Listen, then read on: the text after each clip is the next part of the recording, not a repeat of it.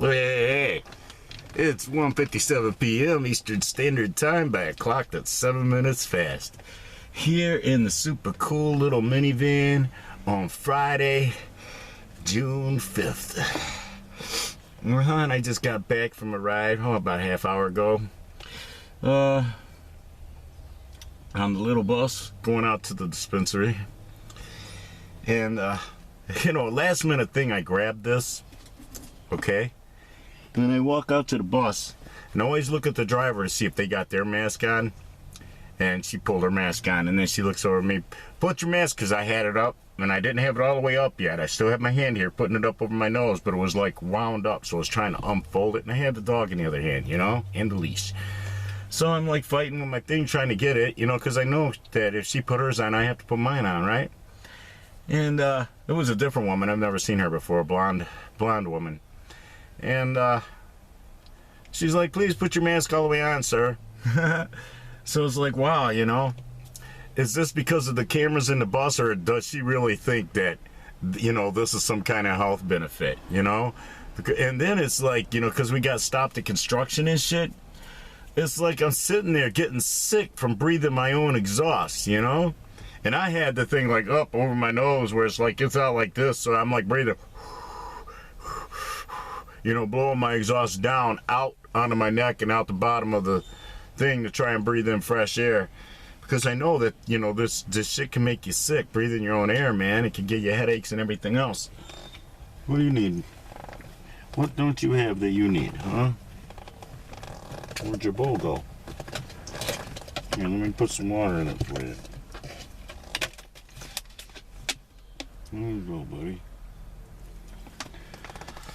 So yeah, I just thought it was ironic that I forgot it and grabbed it at the last minute, and then it turned out that it was a real issue, and everybody on the bus had to have their mask all the way on, I noticed, before they got on the bus with this woman.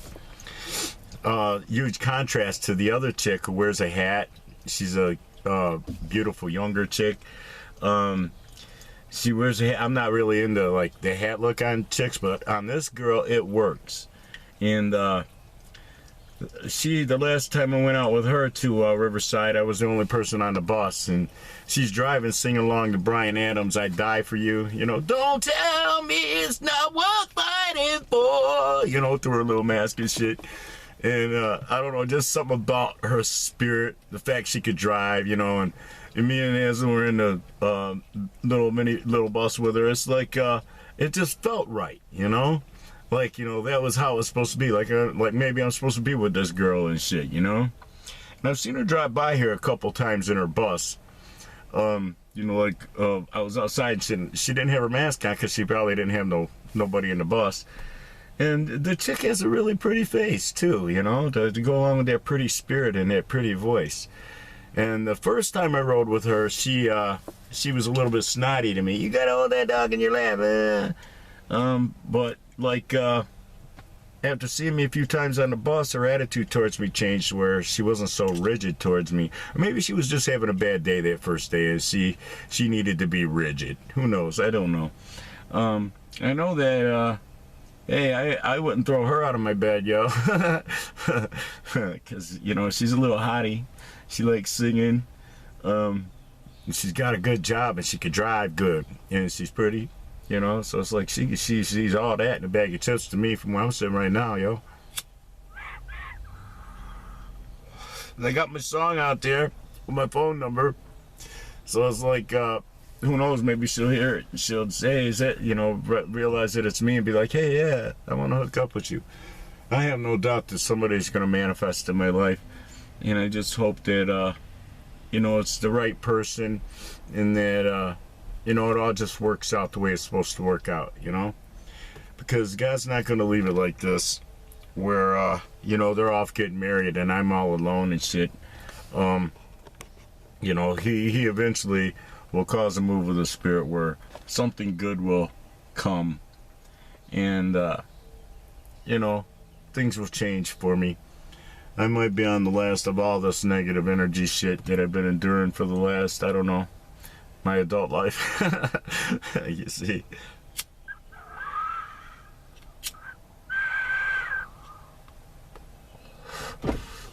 Yeah, well, it's supposed to get a little bit of rain here, so I'm not really concerned about getting his up for a walk right away. He'll get a walk tonight. He got the dookie twice yesterday. Oh. He did go a day where he didn't go at all. It had me concerned. But yeah, the neighborhood's quiet right now. It's weird. I mean, you know, you don't hear no kids out playing or nothing.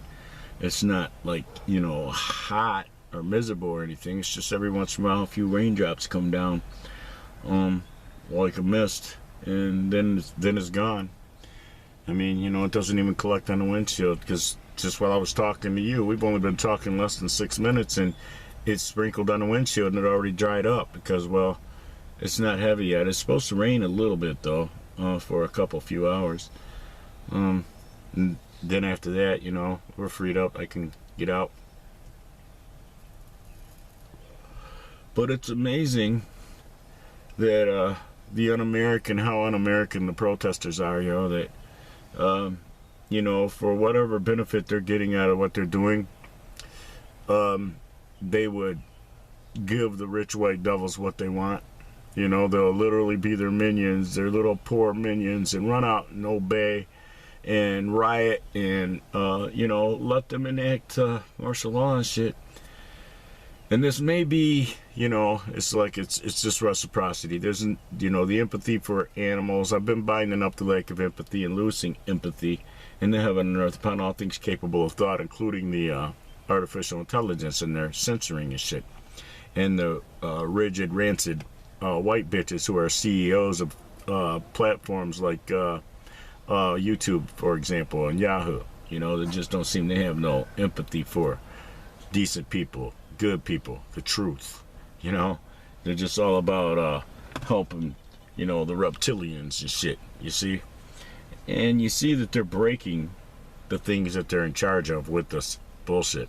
Because, well, on the astroscape, whenever we got to take a piss, we just think it, and we end up standing right over their transistor boards, and we piss all over that shit. Yeah, yeah. So it's like we fucking their AI up, and I'm gonna keep pissing on their AI till their AI stops pissing on me. When I see my stream counts go up, my view counts go up, you know, due to the rigging like they've done for everybody who's rich and famous, I'll stop pissing on them. Till then, Bill Gates and his mama can keep drinking my piss.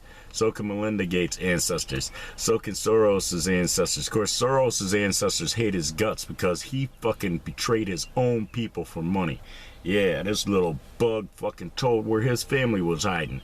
Yeah, for some money to show his allegiance to the welfare phantoms who don't even exist.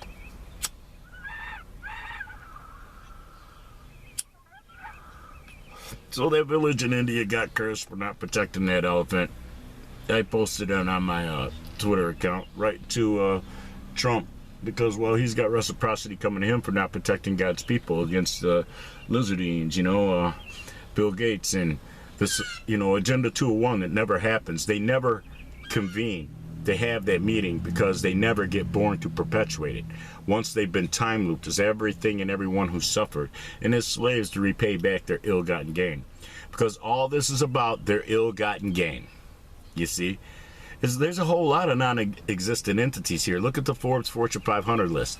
Everybody worth more than $35 million is a welfare phantom who doesn't exist because they negatively affected your bank account and your life with their gluttony. Anybody that is worth more than $35 million is negatively affecting the money system with their gluttony, with their hoarding.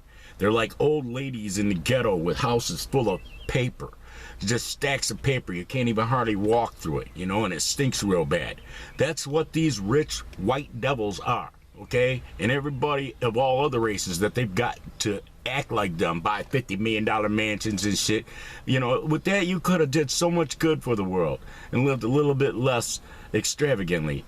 But no, you set that example for your fucking kids, man. It's like, you know, It's just you believe everything, every bad assumption you can make about them. Yeah, they're pedophiles, they're adrenochrome junkies, they're into torturing kids. Ellen will go right on record. Yeah, I like food made with fear and suffering or whatever, you know. No, I want food made with love, you know, because well, your body responds to the energy of what you partake of. You see, so because it's not what goes out of a man that defiles him, or what you know, not what goes into a man that defiles him, but what goes out of him. You see, so that's actually that's regarding judgment about sex, okay, and food, all right, because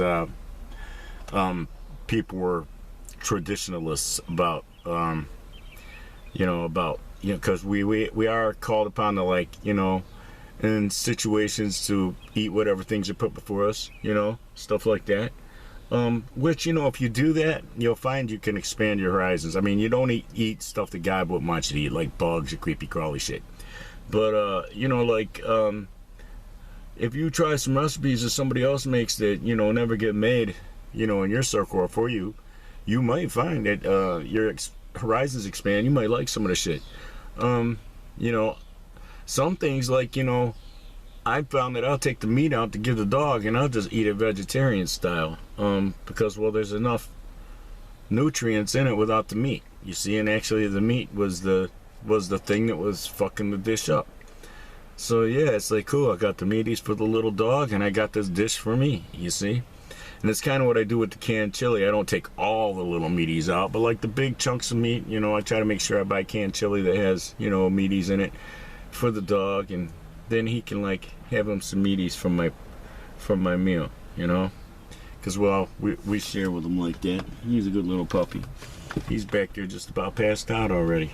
Of course, he fell asleep on the bus on the way back. Got some Gorilla Glue, 2 grams of that. Spent $68. And I didn't even get a big pre-roll, but, you know, you can't ever tell what you're gonna get. You know, how much. And then they tried to call me because, well, they were out of Pineapple Express, so I had to call them back and have them replace it with some member berry. It's one of these. What are these two? I can't remember which one. I know this one is Kalkushka. I put it in this one.